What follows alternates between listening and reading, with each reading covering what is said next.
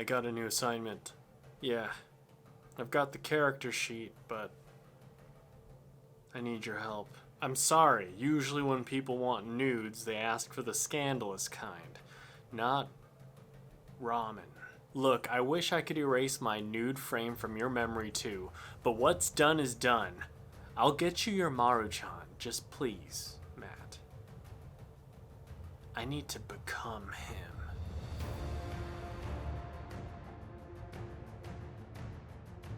So I'm a huge anime fan, and as you know, I'm a huge D&D fan. And I love drawing inspiration from my favorite characters to form a personality for roleplay. And today we're going to start with one of my favorite characters of all time, and a fairly recent one at that. Our good boy Itadori Yuji from Jujustsu Kaisen. Quick warning here, we will have spoilers for episode 1 of Jujustsu Kaisen. So if you haven't watched it, please check it out before continuing on. So what can we learn from Itadori Yuji from the very first episode that makes him a strong protagonist? At the very top, we see him in an underdog situation where he's tied up and he's being told by this strange man that he's about to be executed. If that's not a great way to start off an episode and captivate the audience, I don't know what is. But let's move into him calling the hospital to ask about his grandpa.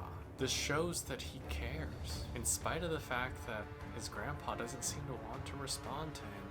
And this seems to be the norm, due to the reaction of the staff and himself. And that's powerful, because the fact that it's the norm, and he continues, that shows that he still cares, even if it feels like a one-way street. That's a trait to admire. The ability to stand strong, even when others aren't helping. We get into a shot of his club and see that it's a tiny occult-focused club that's about to be kicked out. Another bad situation for him, allowing us to feel sorry for him, especially since he and the club are being treated unfairly by a teacher who wants him to join the track team. With all the problems piling on, he's quickly becoming someone we want to root for, as the teacher challenges him to a contest to try to make him join the track team. We see that Itadori is not afraid to rise up to a challenge. And as an audience, we want to see someone who's willing to step up, even when it's against someone who's at least twice his age. It's at this point that we find out that he's gifted, as he bests the teacher with a casual world record pitch of a shot put. And we learn secondhand that he can run the 50-meter dash at a pace faster than any human in recorded history. And this immediately gives us the question, if he's so good, why doesn't he join the track team? He would easily win, likely become popular for setting records and winning championships, and probably get some sneaker deals in the future, so why not? Well, we find out that he didn't want to stay at school too late, and joining the occult club allowed him to leave earlier. And I mean, who wants to stay later?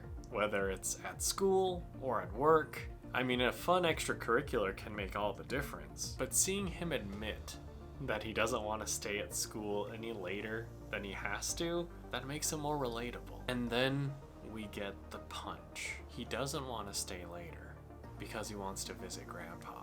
It gives us a question that maybe if he didn't have to take care of Grandpa, if he didn't have to worry, if Grandpa were in perfect physical health, then maybe Itadori would do something else. Maybe he could do something with those incredible gifts he has, but he's already willing to sacrifice for the people he cares about.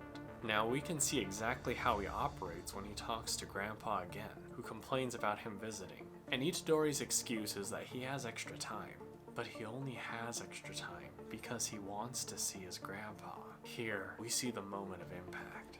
As Grandpa turns away, he removes the cranky and angry facade and tells Itadori in his final words, "Yuji, you're a strong kid, so try to help others. Save the people you can, even if it's only those closest to you. It's okay if you lose your way.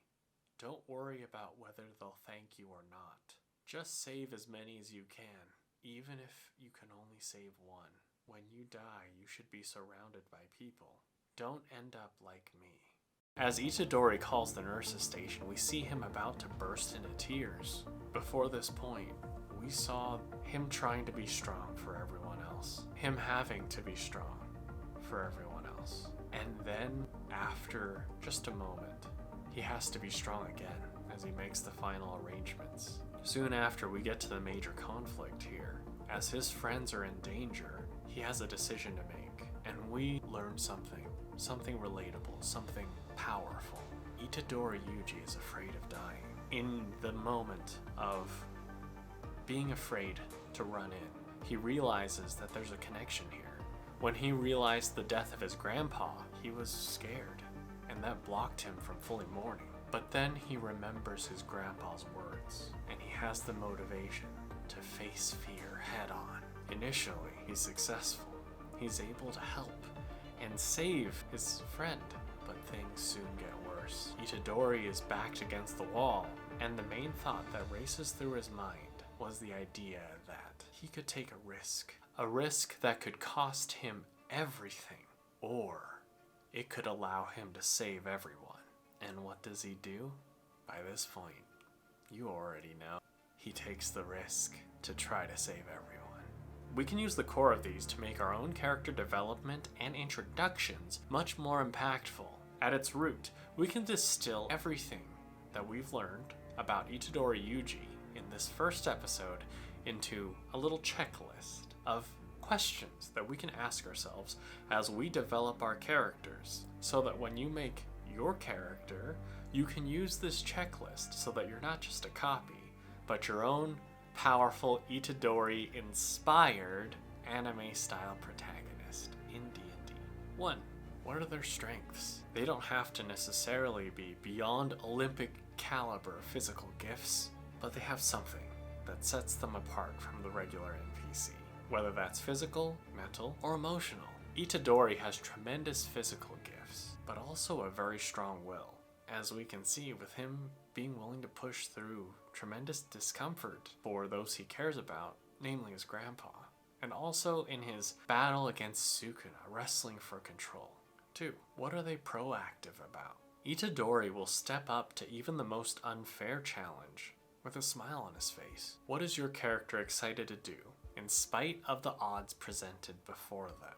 3. What is your character afraid of? What vulnerability can we use to see ourselves in this character? If it's not a fear specific to us individually, at the very least, fear itself is a vulnerability that we can relate to. Itadori's fear strikes us at our very core.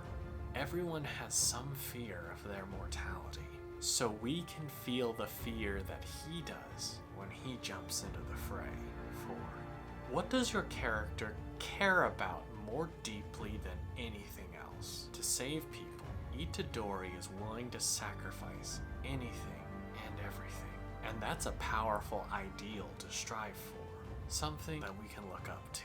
What is your character willing to sacrifice everything for? And if we can answer those questions, we can build our own anime-like protagonist in D&D. So if you enjoyed this, please subscribe. I'll be going into more examples, because of course I love anime, more examples of characters that we can use as templates for our own compelling characters at the table. So thank you so much for watching. Take care.